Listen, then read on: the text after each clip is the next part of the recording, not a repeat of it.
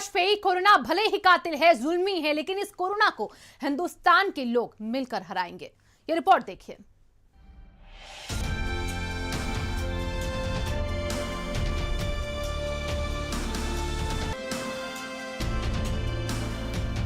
भारत नहीं हारेगा, सुन लो ये बात, हिम्मत से लड़ेगा कोरोना के साथ। ये हिंदुस्तान है और ये हारना नहीं जानता। हमने दुश्मनों के छक्के छुड़ाए हैं, हमने दुश्मनों को सबक सिखाया है।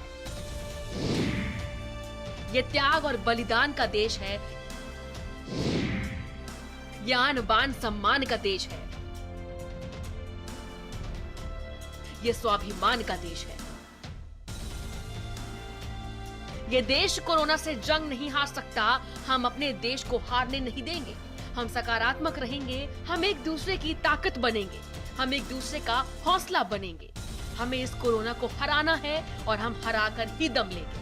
हम मास्क पहनेंगे, सोशल डिस्टेंसिंग का पालन करेंगे और अफवाहें बिल्कुल नहीं फैलाएंगे, क्योंकि भारत नहीं हारेगा, सुन लो ये बात, हिम्मत से लड़ेगा कोरोना के साथ। हमारा संग्राम एक ऐसे अदृश्य दुश्मन के साथ है जो छिपकर वार कर रहा है, लेकिन हम जानते हैं कि हमें इससे कैसे हराना है।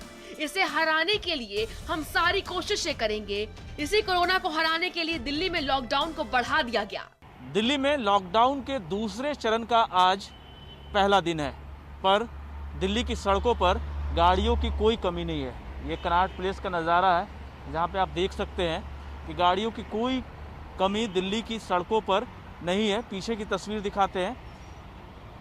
जिस मात्रा में बिना लॉकडाउन के गाड़ियाँ चलती थी कनॉट प्लेस के आसपास, उसी मात्रा में अभी भी सड़कों पर गाड़ियाँ दौड़ रही है। ये कनॉट प्लेस की तरफ तमाम ये गाड़ियाँ जो आ रही है। हालांकि पुलिस ने चेक पोस्ट जरूर बना रखा है। पुलिस की कोशिश है कि हर एक गाड़ी की जांच की जाए कि आखिरकार ये लोग एसेंशियल सर्विस वाले हैं या बेवजह घर से बाहर निकले हैं। तो पुलिस लगातार चेकिंग भी कर रही है, कोशिश भी कर रही है। पर आज लॉकडाउन के दूसरे चरण का पहला दिन है, पर गाड़ियों की संख्या में कोई कमी दिल्ली में देखने को नहीं मिल रही है। हालांकि आंकड़े लगातार बढ़ते जा रहे हैं। कोरोना संक्रमित मरीजों के 3.5 लाख से ज़्यादा केस पूरे देश भर में आए हैं। 22,000 से ज़्यादा केस सिर्फ दिल्ली के हैं। ऐसे में लोगों को और ज़्यादा एहतियात बरतने की आवश्यकता है, घरों में रहने की आवश्यकता है, ताकि इस महामारी को मात दिया जाए। संसाधन सीमित हैं और लगातार संसाधन दिल्ली में कम भी होते जा रहे हैं। दिल्ली सरकार ने निर्णय लिया है कि 18 साल से ऊपर की उम्र के लोगों को फ्री वैक्सीन दी जाएगी। हम कोशिश करेंगे कि इसको जल्द से जल्द और बड़े स्तर के ऊपर कैसे लोगों को वैक्सीन किया जाए, इसका पूरा प्लान तैयार किया जा रहा है। दिल्ली में ऑक्सीजन बेड्स बढ़ाने का इस टाइम बहुत बड़े स्तर पे हम लोग काम कर रहे हैं। अभी मैं राधा स्वामी सत्संग ब्यास के वहाँ पे जो एक सेंटर बनाया गया है उसका मुआयना करके आ रहा हूँ। आज सुबह 10 बजे वो मरीजों के लिए खोल दिया गया है। लगभग 500 बेड्स शुरू किए जा रहे हैं।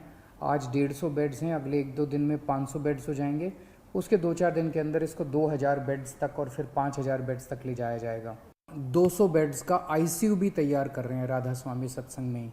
और तो मैं उम्मीद इसी तरह से पूरे दिल्ली के अंदर कई जगह फैसिलिटीज क्रिएट की।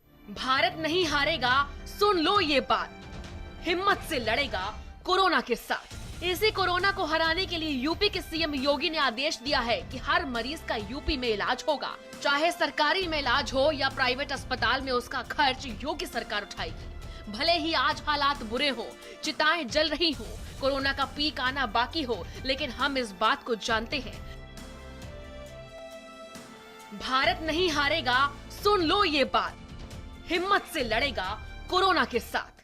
कोविड से हाहाकार राजधानी लखनऊ समेत पूरे प्रदेश में मचा हुआ है और हालात ये है कि अंत्येष्टि स्थलों में चिताओं की आग ठंडी नहीं होती और उन्हें ठंडी करने के लिए पानी का इस्तेमाल करना पड़ता है। लेकिन दूसरी चिताएं लगातार सजना शुरू हो जा रही हैं। आप देखिए कि नगर निगम इन चिताओं की आग को ठंडी कर रहा है, लेकिन दूसरी तरफ उनकी जो संख्या है 100 की, वो लगातार बढ़ती जा रही है। सुबह से ही चिताएं लगातार नई बनाई जा रही है, संख्या लगातार सुबह से बढ़ने लगी है। एम्बुलेंस जो है वो लगातार आ रहे हैं। लेकिन राजधानी लखनऊ के आंकड़ों की बात करें, अगर हम केवल लखनऊ की बात करें तो जिस तरीके से आंकड़े आंकड़े दिखाए जा रहे हैं वो कहीं ना कहीं बेहद चिंताजनक है, क्योंकि आंकड़े इतने कम दिखाए जा रहे हैं और जो मौत है उनकी संख्या लगातार बढ़ती जा रही है। कहीं ना कहीं अब सबसे बड़ी बात तो ये देखने को मिले कि अब अंत्येष्टि स्थलों पर अगर आप खबर करने आ रहे हैं तो उसके लिए भी अराजक तत्व छोड़े जा रहे हैं सरकारी अधिकारियों के द्वारा, क्योंकि उनकी पोल ना खुल जाए। क्योंकि जिस तरीके से वो मौसम गुलाबी कागजों में बना रहे हैं, हर अस्पताल में इंजेक्शन की दावा कर रहे हैं, हर अस्पताल में बेड और एम्बुलेंस के दावे कर रहे हैं, लेकिन असली हकीकत आपको अंत्येष्टि स्थल बताते हैं